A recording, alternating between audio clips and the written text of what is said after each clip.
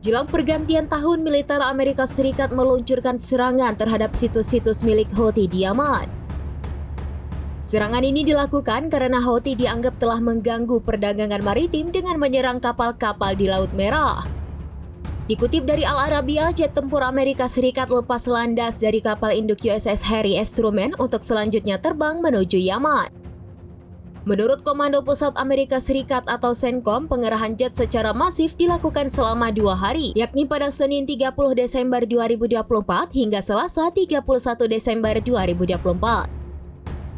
CENTCOM mengklaim pasukannya berhasil menghancurkan sejumlah target milik Houthi, di antaranya situs radar pantai hingga gudang penyimpanan senjata di Yaman. CENTCOM sangat yakin fasilitas yang dimiliki Houthi tersebut didukung oleh Iran. Sementara itu, Houthi dalam pernyataan resminya pada Selasa 31 Desember 2024 menyebut 2 rudal diluncurkan ke Israel. 1 rudal menargetkan Bandara Ben Gurion di Tel Aviv dan 1 lainnya pembangkit listrik di selatan Yerusalem. Houthi juga mengatakan pasukannya telah menyerang kapal induk USS Harry S. Truman yang menjadi tempat peluncuran jet Amerika Serikat. Namun CENTCOM belum menanggapi klaim tersebut sehingga tidak jelas apakah kapal induk terkena serangan.